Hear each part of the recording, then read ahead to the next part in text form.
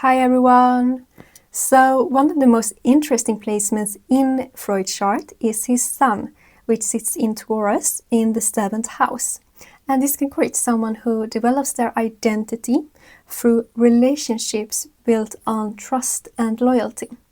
Because the sun is the main part of our identity, and the 7th house represents our relationships and partnerships, while Taurus is about stability and patience, which means that their relationships becomes a central part to their identity and are built on trust and commitment. And this was probably very important for him in his work, especially through his one-on-one sessions with clients. He may have been very focused on understanding others through direct interaction. And with Taurus being here, he may have approached his clients with patience and consistency, which could have made him feel more grounded and trustworthy to the people he worked with. And this fits Freud very well because he was not someone who developed his fears only in an abstract way by himself. He developed many of his ideas through relationships and interaction with other people. And right next to his sun, he also got his Uranus still in Taurus in the 7th house. And this can create someone who approaches relationships in a very unusual or original way, because Uranus is about originality, disruptions, and insights. So Uranus can make a person challenge traditional ideas, and in this case specifically about relationships, since that's what the 7th house is about. But Taurus is about stability and values, so they may still want to develop their own stable systems around relationships, but it will probably be considered unconventional by other people. And this fits Freud too, because he became known for looking at relationships in a very different way than what people were used to. So Uranus brought the originality and the willingness to question what was accepted, while Taurus gave the need to turn those ideas into something stable and consistent. And because this was happening in the 7th house, those unusual ideas became connected to relationships. And because the sun sits so close to Uranus, means that they are in conjunction, and this will merge the energies together. And this particular conjunction can make originality with Uranus feel like a central part of the person's identity with the sun. And this describes why Freud was perceived as very unconventional.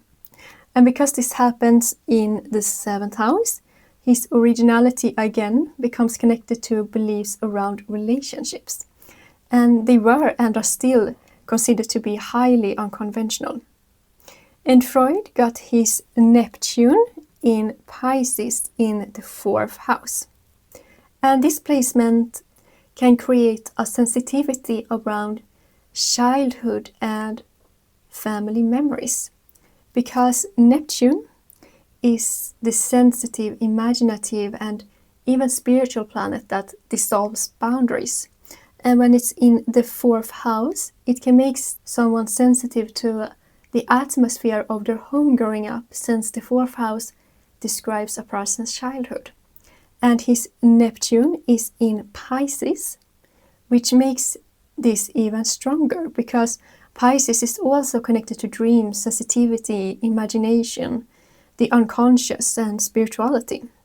But because both Neptune and Pisces dissolves boundaries, it can give a person confusion or lack of clarity within family dynamics, and particularly in their childhood. And for Freud, this explains why childhood became one of the most important themes in his work. He was even considered to be the first person who became well known with the belief that early experiences in someone's life could have shaped their life as adults. And his Neptune is also sextiling his sun. And this aspect can make a person more receptive to what's hidden, because the sun represents our core identity, while Neptune is about dreams, imagination, and the unconscious. So Neptune can make the Sun more sensitive to things that are not obvious. And because a sextile makes the planets support each other with opportunities, means that the person could connect their identity with their intuition in a beneficial way. And we can see how Freud's identity became connected to exploring the unseen parts of the mind.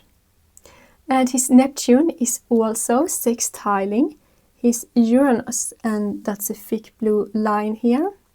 And because this line is thicker than the other ones, it means that it's under 1 degree to becoming an exact sextile. So this amplifies the energy even more. So a person with this placement can use their intuition with Neptune here being in Pisces and give it a new interpretation with Uranus.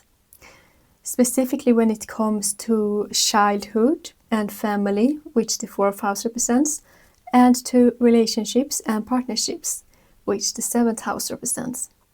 I also want to highlight that this sextile makes it possible to bring this spiritual and imaginative energy into practicality, since Taurus is about stability and our physical reality. And with Freud, we can see this in how his work was both unusual and connected to the unconscious. He was introducing new ways of understanding childhood, relationships, and the hidden parts of one's mind. And another placement in Freud's chart is his Mercury, and it's in Taurus in the 7th house. And this can make someone skilled at mediation or helping others find practical solutions by considering both sides of a situation. Because Mercury represents our mind and communication, and in this case it's connected to other people with the 7th house. And in Taurus, the mind becomes more patient and steady. Their thoughts develop slowly and build ideas through observing. And this is very connected to Freud's work because much of it was built around communication. His thoughts and ideas were developed through his relationships and interactions with others, such as his clients. And Freud got his Mars in Libra in the 11th house. And this can make someone interested in the conflict between personal instincts and expectations of society. Because Mars is the planet of action and aggression, so Mars shows what a person fights for or what creates tension. And because this is happening in the 11th house, that tension becomes connected to groups or society. But Mars is in Libra, which is about relationships, balance, fairness, and harmony. So Mars in Libra can make a person very aware of the conflict between people, especially when there is pressure to keep things polite or balanced. And this shows up clearly in Freud's interest in the tension between individual impulses and civilization. He talked about what happens when people have instincts, but society asks them to control or repress them. And his Mars is also trining his Mercury. And that's the line right there. And this aspect can create someone with a mind that has drive and force. Because Mercury is about thinking and speaking, while Mars is about action and conflict. So Mars can make Mercury more direct and more willing to confront difficult subjects. And because this is a trine, the energies of the planets work together harmoniously. So this can make someone push their ideas forward. In Freud's case, this can be seen how strongly he defended his theories. He argued for his ideas and used his mind to explore subjects that others may have even found uncomfortable. And Freud also got his Saturn in Gemini in the 8th house. And this can create someone who deeply investigates thoughts with discipline, because the 8th house is all about what's hidden, secrets, transformation and psychology. And Gemini connects these themes to the mind and our thoughts, while Saturn is bringing the structure and discipline in investigating these hidden thoughts and secrets within a person's mind. So this really connects to Freud's work, because so much of what he did was about giving names and structure to things that people didn't typically talk about. And his Saturn is also squaring his Mars, and that's the red line right there. And this can create someone who is very aware of the tension between impulse and control, because a square creates a tense energy between two planets, and in this case Mars wants to act and push forward, while Saturn restricts and disciplines. And because Saturn is in the 8th house, this restriction can become connected to hidden psychological themes. And because Mars is in the 11th house, Mars wants to assert itself through social settings. And this is very relevant to Freud, because one of the central themes in his work was the conflict between what a person wants to express and what they feel like they are allowed to express. So this proves that Freud wasn't aware of this tension between impulse and control through just literature or other people. It was based on his own experience as well. And now let's go over to his moon in Gemini in the 8th house. And this is probably the best inclination in his chart in becoming someone who works in the field of psychology, because this can create someone who is emotionally drawn to hidden thoughts, because the moon represents emotions and Gemini makes the emotions more intellectual. So having this placement means that you prefer to analyze emotions rather than sit with them. And the feelings can become intense being in the 8th house. It also means that there's an intellectual curiosity with Gemini to understand information, intimacy and secrets with the 8th house. So for Freud, this is very important, because his work was about bringing emotions regarding hidden themes such as intimacy and secrets into language. And not only when it comes to his clients and people in general, but also when it comes to his own emotions as well. This also means that on the surface he might not have been very emotional, but he was rather intellectually interested in emotions. And Freud got his Pluto in Taurus in the 6th house. And this can make someone drawn to the deeper meaning behind habits, because Pluto digs underneath the surface and exposes what's hidden. And because this is in the 6th house, the depth is directed toward habits, health, service and daily work.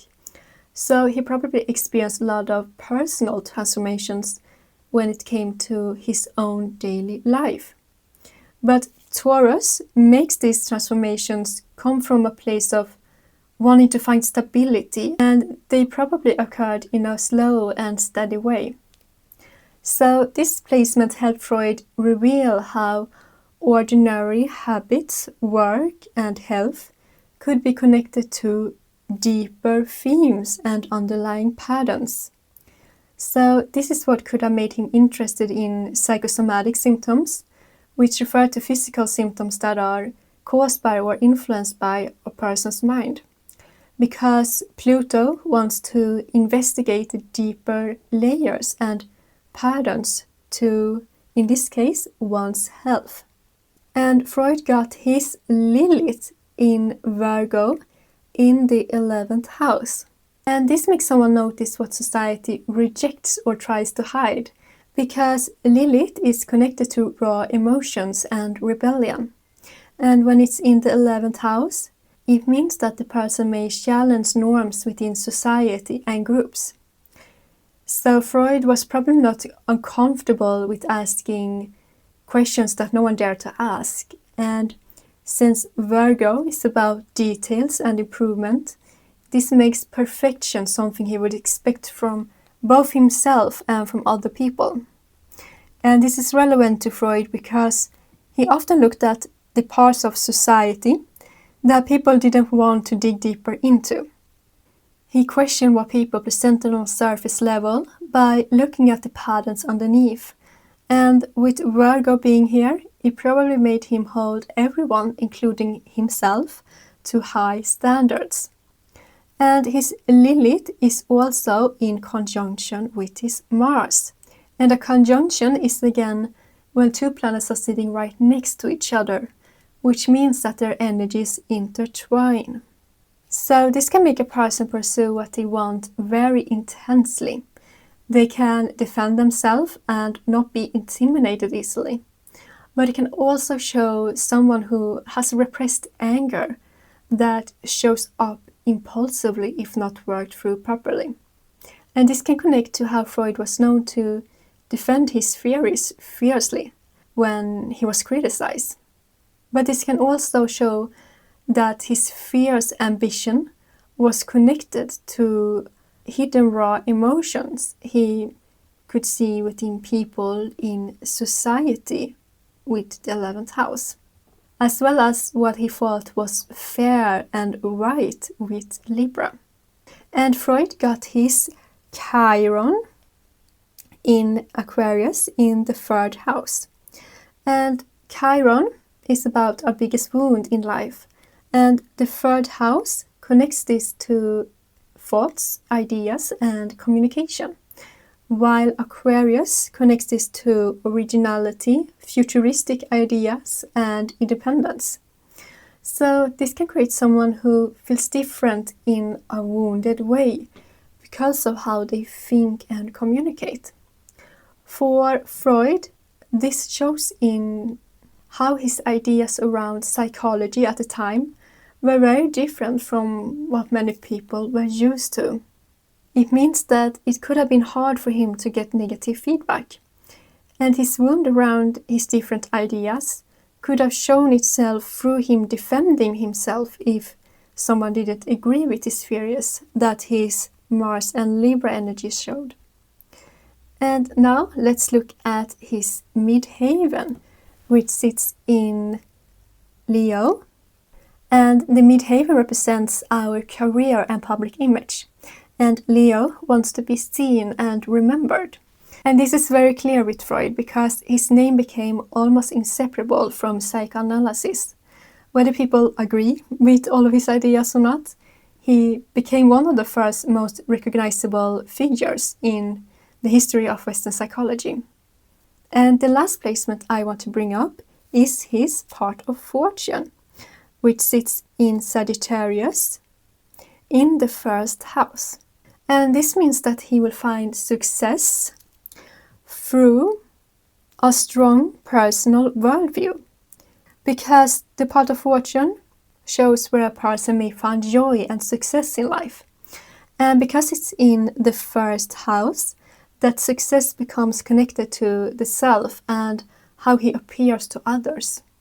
And Sagittarius is about wisdom, philosophy, belief, and search for truth and meaning. So this means that he experienced the most joy, luck, and success in life from expressing his big ideas. Freud became known not only as a doctor or researcher, but as someone with a whole worldview about human nature. And as you can see with the part of fortune, it gave him that success. And if you want to understand how he developed his theories within dream work and why he was so fascinated by dreams, I will go through it in my next letter on Substack based on his Jupiter, which we haven't discussed here. I'm going to link to my letter in the description box, and it's completely free. There's also an archive of all of my posts on Substack. And yeah, thank you so much for watching. I hope to see you in the next video. Bye!